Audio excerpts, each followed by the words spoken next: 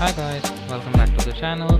Today we'll be diving into setting up and writing your first shell script in Linux. In this session we will try to cover Shebang, the execution permissions and more. Well, your knowledge in shell scripting is fundamental as it allows anyone who's working with Linux to automate repetitive tasks, create custom commands and even build small programs. This session is a guide which will take you through your first steps for writing a script, understanding the importance of the shebang, setting up execution permissions, as well as running scripts. So from there we will try to also include some real world application where shell scripts come into play. So what is a shell script? Well, a shell script is a text file which contains a series of commands written by the user within the shell scripting language. Well, this shell scripting language could be bash, zsh or even sh. Bash basically stands for born again shell. Depending on your version of Linux, you might have zsh or bash. These commands are used to execute statements sequentially. You can automate tasks and even take manual inputs. So pretty much you can do a lot with this. As a real world example, shell scripting comes into play whenever in roles such as system administrators or automations, as well as in DevOps.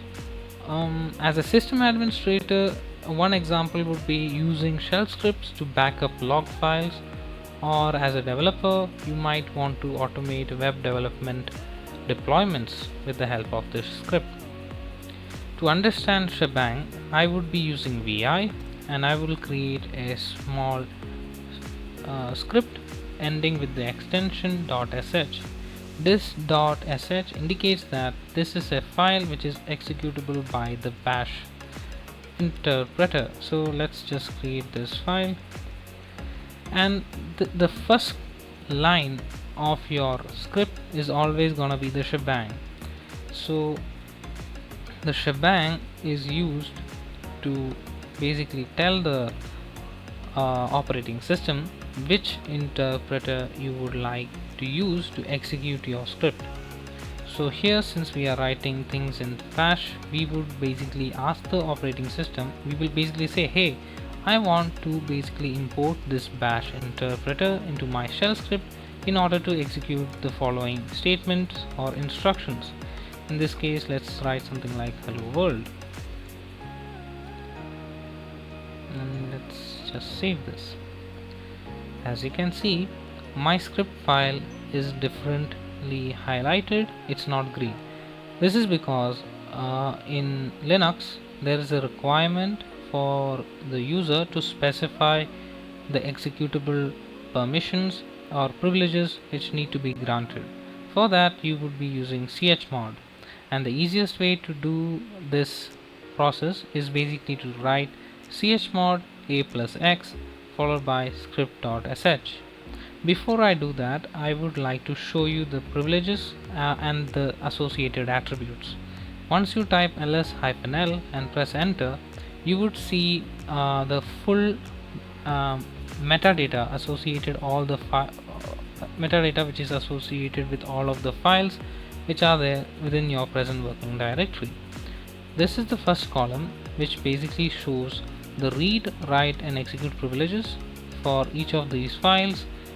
This is for the user. The first triplet is for the user, while the second triplet set is indicative of the same privileges for the other users within the group, while the third bit is for other users which are not within the group but are within the or are a part of the network.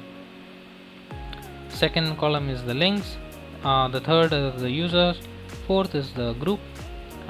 This is the number of bytes, and this is the latest date of modification. So I hope I gave you that brief idea.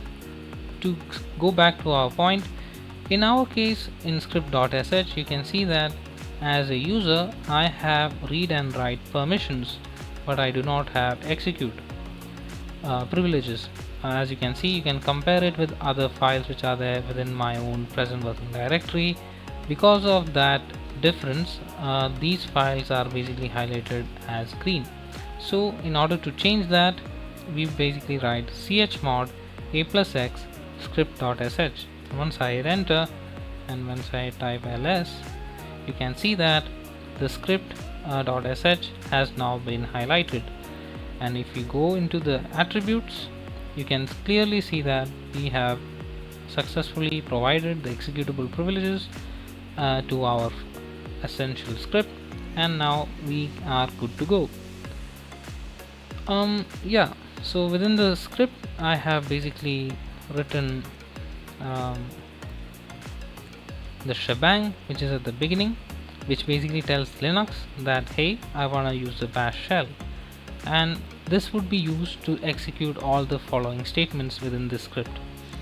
The second bit is the echo command, which would basically print hello world into the terminal.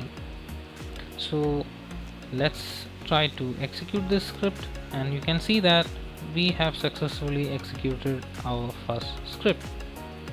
So why is shebang important?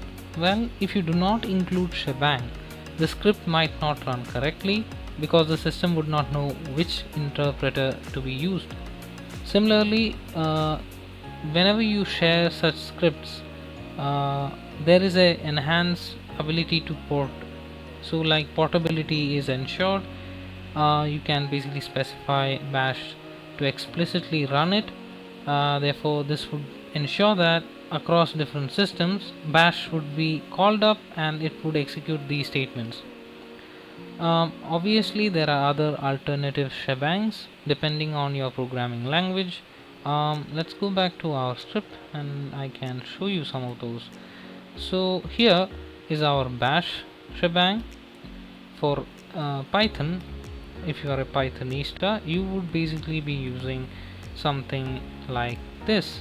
Here we are basically telling our operating system, hey, this is a Python script and I would like to import my Python interpreter into this script file. Here this is Python 3 and therefore it uses Python 3 as the interpreter.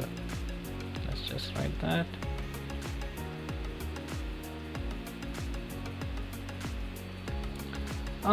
This is somewhat this structure is somewhat similar across different languages.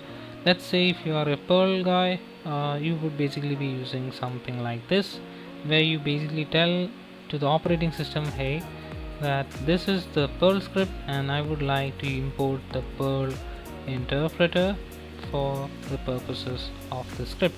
But yeah, this is a bash script, so for this I would just be leaving out only the bash shebang. So yeah, so as depending on the programming language, you would basically specify these shebangs which are associated with the respective languages, and therefore you basically specify that instruction depending on that file.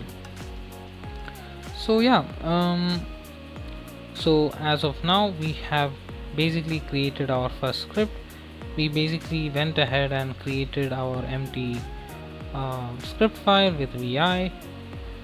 We opened it into the vi editor. We basically edited the script and we imported our bash shebang, followed up with some basic echo string execution. So yeah, let us try to modify this same script and let us try to include some other important details, such as, let's say we would like to display the current date and time as well as the current logged in user. So let's go into insert mode and let's say echo, let's say welcome to our first, let's just write something like this, first shell script. Let's just use date. This command, so if you are not aware of, this command is basically used to display uh, the current date and time. While who am I is it does sound like a strange command, but this command basically would print out the current logged in user.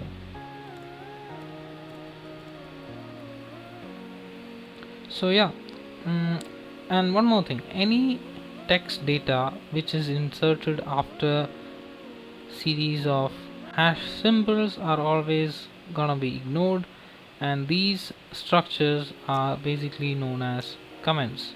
It is important that you use comments sparingly, as they are used to enhance readability of your script whenever a new user is looking into it, or if you are sharing this script across with other users or developers, and you would usually follow this as a standard practice. So yeah, so use scripts wisely. Let us save our file. Let's execute. So here you can see that we basically have successfully printed the welcome message. We basically have displayed the current date and time of our file, current date and file, onto the terminal, as well as it has showed us who is the current user logged in. Yeah, so this is how scripting looks like. Let's say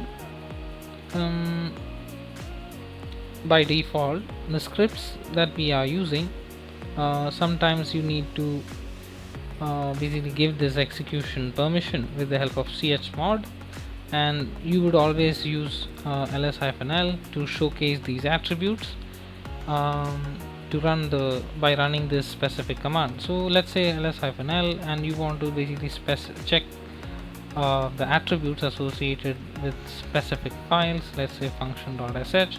You can always follow up with this format, and once you hit enter, you will only see the attributes which are essential for that specific script. To make these files executable, that's the reason why we route something like chmod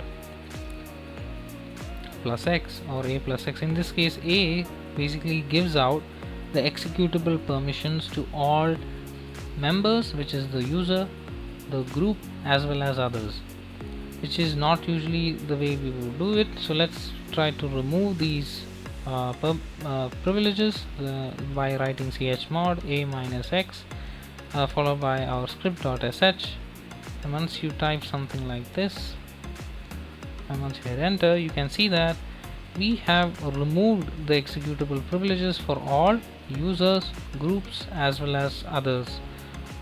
So yeah, in order to modify this only for the user, you would basically write something like chmod plus x followed by the name of the script file, and once you hit enter, and let's review.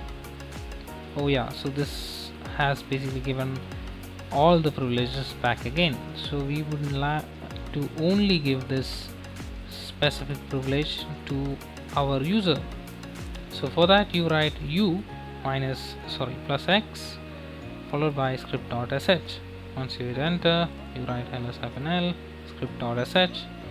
Yeah, so here what I did is that I have specified that I would be making this script file only executable under the user. So therefore we have basically said user plus x, whereby which we are specifying this executable privilege is being given to the user, and the same structure would follow up for others as well. Let's say for the members of the group we press G, for the members of others you write O. So let's say for the group we do so. Let's do ls-l. You can see that the executable privileges which were not available before have been given to the group. Now let's say we would like to give it to others. You write O plus x and hit enter, and you can see we have again modified the same. But here we would like to remove these privileges. Let's say go. Let's just see what has happened, and here, yeah, voila, we have basically removed the executable privileges. So I hope you understood this process. This is usually done whenever you are an admin or you want to make sure that certain files that are private are only shareable to specific members and they have specific privileges. For example, let's say in a firm, developers would have access to edit specific files, or if say HR basically has only the ability to read certain information, so that's where this usually comes in. So yeah, so as we have successfully demonstrated this aspect, let's just move on to the next bit. So let's just clear our workspace. So yeah, since we already demonstrated the format of executing a script, there are multiple ways to do so. Here we basically first demonstrated this aspect with the help of dot / followed by the name of our script. Yeah, this works, this is pretty good, but there are also alternative methods. So let's say we want to execute our script without modifying specific permission. So for that we would basically specify bash followed by our script. So we write something like this and hit enter. So you can see that this is also good enough. Another way is that sh can also be mentioned followed by the name of the script.sh. The thing is, when you use bash or sh, in both cases this usually ignores the permissions and it allows you to override this checking bit, whereby which let's just to demonstrate this, let's say ls-l script.sh. okay, let me just go back up there. ls-l script.sh. yeah, so let's say we would like to remove the executable features privileges for the script. You will see something like this. So yeah, here you can see that none of the user, neither the group nor the others within the network have the ability to basically do the execution of this script, and therefore we see it highlighted as something else. So let's try to basically execute this command without our privileges. You can see this permission was not given and therefore the script would not be executed, but let's just use bash instead, and here we can see that we basically have successfully overridden the process of providing the chmod. You don't need to alter this specific privilege because bash itself ignores these execution permissions. This is the same for sh as well. So yeah, I think you might know what basic script writing looks like. So yeah, I hope you learned something today, and this is just the basics. We would be going into further more scripts in the upcoming sessions. So yeah, I hope you learned something today again, and I will meet you in the next one. Bye.